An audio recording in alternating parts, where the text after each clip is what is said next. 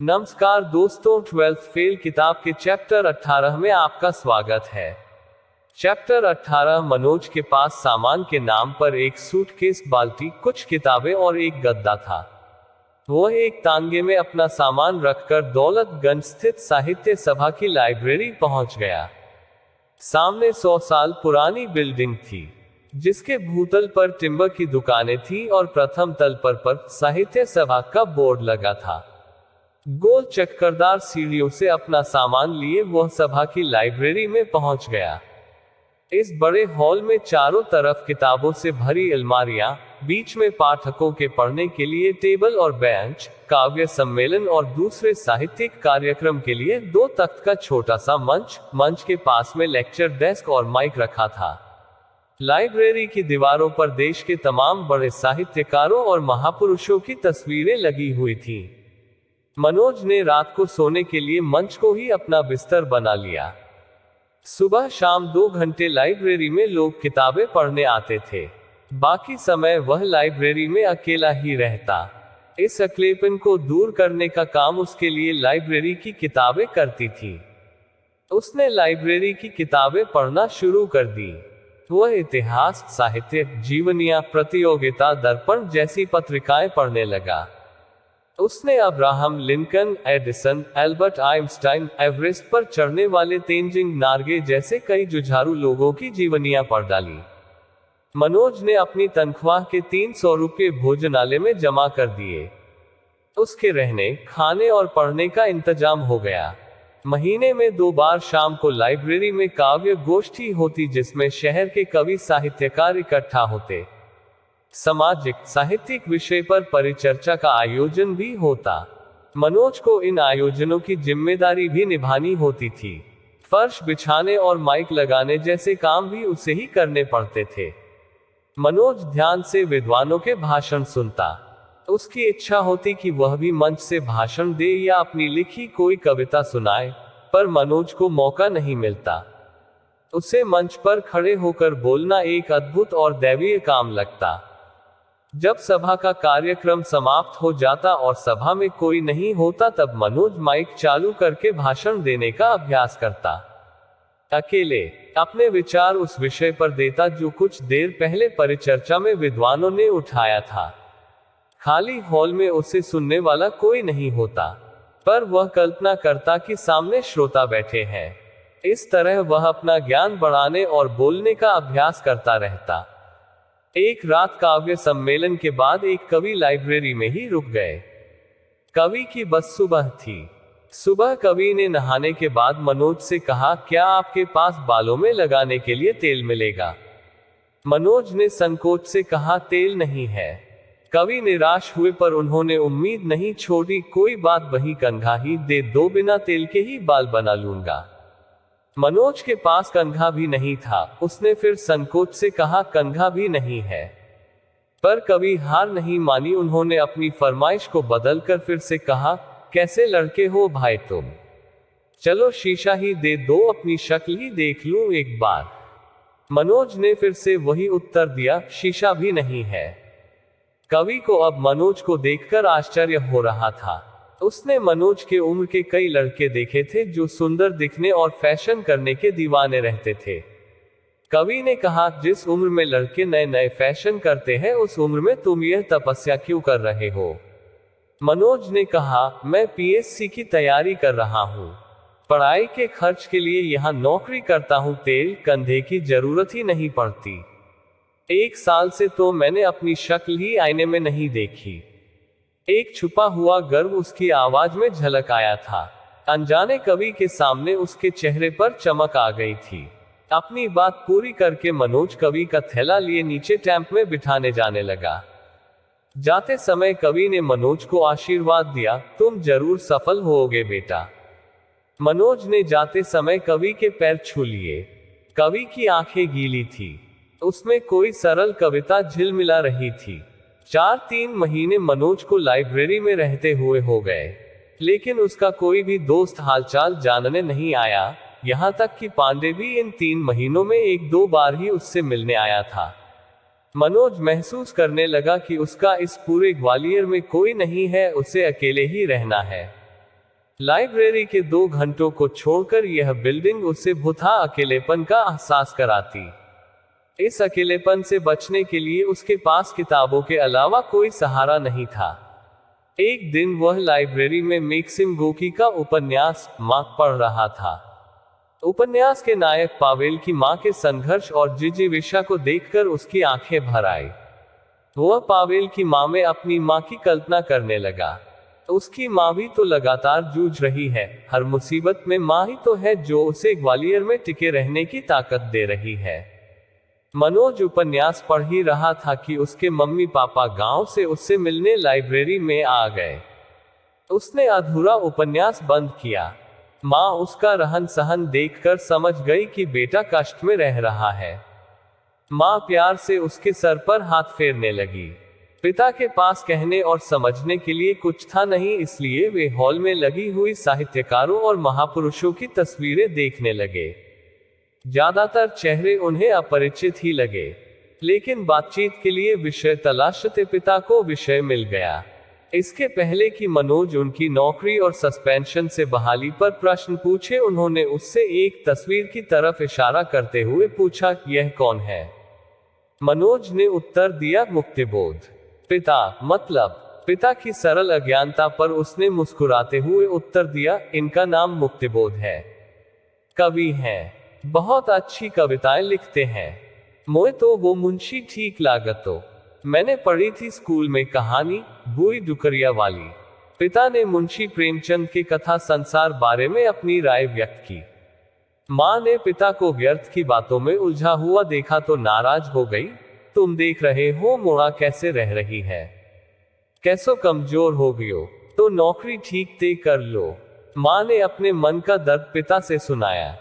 पिता को इस साहित्यिक चर्चा के बीच में माँ का आर्थिक हस्तक्षेप पसंद नहीं आया। उन्होंने चिढ़ते हुए माँ से कहा, तू कछु ना जानती, अनपढ़, जे देख कितनी किताबें रखी हैं, पढ़ने की कमी ना है। ज्ञान और पुस्तकों के महत्व को पिता ने अपनी अनपढ़ पत्नी को समझाया। जब कुछ देर लाइब्रेरी में मौन बना रहा तब पिता ने अपनी नौकरी का रहस्य खोला। अब तो मोए हाईकोर्ट ते ही उम्मीद है, मेरी बहाली हाईकोर्ट ही करेगो। मैंने फैसला ले लियो है कि डिप्टी डायरेक्टर के कारनामों की जांच के लिए आमरण अनशन करेंगे। पिता ने शासकीय खेमे में नए मोर्चे खोलने की जानकारी मनोज को दे दी। वह पिता के आमरण अनशन की बात सुनकर घबरा गया। उसने अपने पिता को समझाने की असफल कोशिश की, पापा अनशन मत कीजिए, कोर्ट आपको जल्दी ही बहाल कर देगा और मेरी तो बिल्कुल भी चिंता मत कीजिए, मैं यहाँ बहुत अच्छे से हूँ। उसने अपनी जिम्मेदारी की चिंता से पिता को मुक्त करना चाहा, पर पिता ने जिद नहीं छोड़ी, जब तक डिप्टी डायरेक्टर को ठिकाने नहीं लगा दूंगा, मैं चैन से नहीं बैठूंगा। पिता ने अपनी बात कहकर मंच पर बैठे बैठे लाइब्रेरी के बड़े से हॉल को निहारा। महापुरुषों की तस्वीरें देखकर पिता के भीतर कुछ हलचल हुई। फिर पिता ने अपनी रीढ़ की हड्डी सीधी की और कुछ बोलने के लिए तनकर बैठ गए।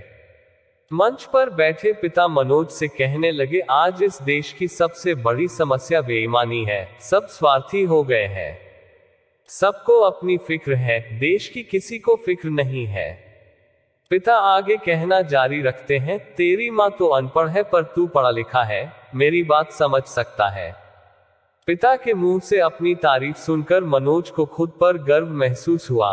उसने भी पिता की प्रशंसा करना जरूरी समझा। पापा आप एकदम सही कह रहे हैं। माता बहुत देर से पिता पुत्र को सुन रही थी। पिता पुत्र की एक राय और अपनी बुराई सुनकर मां नाराज हो गई। माता ने गुस्से में पिता से कहा, शर्म ना आवते तुम्हें, फालतू बात कर रहे हो, घर सुधार ना सकत, देश की चिंता कर रहे हो। मोड़ा ने 3-4 साल से नई बुस्कट ना खरीदी, खावे पीवे को कछु ठिकानो ना है। अब तो सुधर जाओ, अब घर बर्बाद होवे में देर ना है। पिता को अपने ओजस्वी भाषण की ऐसी प्रतिक्रिया देखकर कष्ट हुआ। उन्होंने माँ से कहा, तू जीभ ना चलावे, नए कपड़ा से कछु ना हो बते, ईमानदार आदमी पुराने कपड़ा पहन के भी अलग से चमकतो है, और खा पी तो जानवर भी रहे हैं। आदमी तो वो है जो भले ही भूखो रहले पर अपनी आत्मा जिंदा रखे। अब तू का जाने देश की समस्या। तुझे समझानो तो मेंस के आगे बीन बजाने जैसो है। माँ ने चिढ़कर पिता से कहा, मोए ना पतो देश की समस्या, पर तुम्हें भी एक बात ना पतो। माँ की बात सुनकर पिता को आश्चर्य हुआ कि उनसे पता करने में कौन बात रह गई है। पिता ने माँ से पूछा, मोए का ना पतो? मोए तो सब पतो है, यही कि तुम पागल हो गए हो। माँ ने पिता से कहा, चुप कर। देर अब पिता का वापसी का समय हो रहा था। उन्होंने माँ की बात को अनसुना करते हुए कहा, हो रही है, चल अब बस निकल जावेगी। मनोज माता पिता को नीचे टैंप में बिठाने चला गया। माता ने पिता से कहा, मोड़ा को कछु पैसा दे दो कि तुम्हारे भाषण से पेट भर लेगो। पिता ने माँ की यह मांग अनसुनी करते हुए कठोरता से कहा, मुंह पे अनाने पैसा। इतना कहकर पिता उस दिशा की ओर देखने लगे जहां से टैंप आने की उम्मीद थी। माँ ने मनोज को 100 दिए और कहा, बेटा ठीक से रहियो। माता पिता टैंप में बैठकर चले गए। मनोज वापस सुनसान लाइब्रेरी में लौट आया। लाइब्रेरी में आकर वह अपनी कुर्सी पर बैठ गया और सोचता रहा कि क्या उसके पापा सच में पागल हो गए हैं। क्या माँ सही कहती है? पिता हमेशा देश, ईमानदारी, गरीबों की बातें करते रहते हैं। घर की उन्हें बिल्कुल फिक्र नहीं रहती। पागलों की तरह उनका दिमाग एक ही जगह आकर अटक जाता है। इतना सोचकर वह टेबल पर रखी मुक्तिबोध की अंधेरे में कविता जोर जोर से पढ़ने लगा। हाँ, वहां रहता है एक सिर फिरा जन, किंतु आज इस रात बात अजीब है। आज एकाएक वह जागृत बुद्धि है, प्रज्वलित धी है, गा रहा कोई पद कोई गान। बहुत बहुत ज्यादा लिया दिया, बहुत बहुत कम मर गया देश, जीवित रह गए तुम। इतना पढ़कर मनोज आगे कविता नहीं पढ़ सका। उसने किताब बंद कर दी। उसकी आंखों के सामने कविता के सिरफिरे जन की जगह उसके पिता का कठोर और भावहीन चेहरा आ गया। उसने अपनी डायरी उठाए और लिखने लगा, जो घर बार की फिक्र न करके देश की फिक्र करते हैं वह पागल ही तो कहलाते हैं। मेरी माँ सही कहती है कि मेरा पिता पागल है। मैं ऐसे पागल पिता से बहुत प्यार करता हूँ। मेरे पिता मेरे आदर्श हैं। उसकी हिम्मत नहीं हुई आगे कविता पढ़ने की। उसने किताब टेबल पर रख दी और लाइब्रेरी की बालकनी में चला गया। माता पिता के जाने के बाद मनोज अकेला और उदास हो गया। अपनी उदासी दूर करने के लिए वह लाइब्रेरी की बालकनी में खड़ा होकर नीचे सड़क की चहल पहल देखता रहता था। एक ढलती शाम को वह लाइब्रेरी की बालकनी में खड़ा था। उसे को अपना गांव याद आ रहा था। गांव की मस्ती, राकेश के साथ खेतों में मूली और गाजर तोड़कर खाना याद आ रहा था। दिन दिन भर घर से गायब रहकर क्रिकेट खेलना याद आ रहा था। गांव में कितना अच्छा और आनंद से भरा जीवन था उसका। ग्वालियर में पिछले कुछ सालों में कैसा उदासी भरा जीवन हो चला है। यही सोचता हुआ वह दौलतगंज की सड़क देखने लगा। शादियों का सीजन चल रहा था। नीचे सड़क पर एक बारात जा रही थी। बारात में गाना बज रहा था, मेरा पिया घर आया ओ राम जी। बाराती इस गाने पर झूम झूम कर डांस कर रहे थे। बारात में कुछ बूढ़े बारात को जल्दी आगे बढ़ाने की कोशिश कर रहे थे, पर युवा लड़के बार बार बारात को एक ही जगह रोककर डांस का आनंद ले रहे थे। बारात की मस्ती देखकर मनोज की उदासी कम होने लगी। वह सोचने लगा कि कब तक निराश रहा जाए। जीवन में आनंद के क्षण ढूंढने चाहिए। हालात तो हमें परेशान करेंगे ही, पर मुझे उल्लास और सुख की तलाश नहीं छोड़नी चाहिए। ऐसा सोचकर वह बड़ी तल्लीनता से बारात देखने लगा। उसकी इच्छा इस समय इस बारात के साथ डांस करने की होने लगी। उसने लाइब्रेरी का गेट बंद किया और चप्पल पहनकर लगभग दौड़ता हुआ नीचे पहुंच गया। अभी भी मेरा पिया घर आया ओ राम जी गाना चल रहा था, लेकिन बारात के बूढ़े अब लड़कों की लगातार एक ही जगह डांस करने की जिद से तंग आ गए थे। शादी में डांस नहीं करेंगे तो कब करेंगे, ऐसा कहकर लड़के बूढ़ों से बहस कर रहे थे।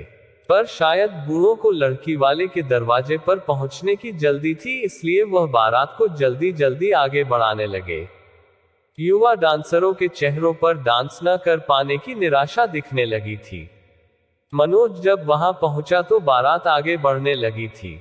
उसने बारात के बीच में पहुंचकर बैंड वाले को आदेश सा दिया कि ये काली काली आंखें। बैंड वाला शायद अपने गायन की कला का अभी तक मन भर के प्रदर्शन नहीं कर पाया था, इसलिए मनोज का आदेश पाकर वह तुरंत बाजीगर फिल्म का ये काली काली आंखें ये गोरे गोरे गाल गाना गाने लगा। बूढ़ों के अनुशासन से निराश लड़के मनोज का जोश देखकर फिर रंग में आ गए। असहाय बूढ़े मिसमिसा कर रह गए। मनोज अपनी आंखों और गालों पर हाथ फेर फेर कर ये काली काली आंखें ये गोरे गोरे गाल गाने पर झूम झूम कर डांस कर रहा था। बूढ़ों की कुड़कुड़ से हतोत्साहित जवान लड़कों में उसने नया जोश भर दिया। एक बार फिर बारात अपने रंग में आ गई। मनोज को अनजानी शादी में डांस करने में कोई झिझक नहीं हो रही थी। लड़के फिर से जबरदस्त डांस करने लगे। किसी बाराती को पता नहीं चला कि यह जोशीला डांसर बिन बुलाया मेहमान है। 15 मिनट लगातार डांस करने के बाद मनोज पसीने से तरबतर हो गया। बारात आगे बढ़ गई।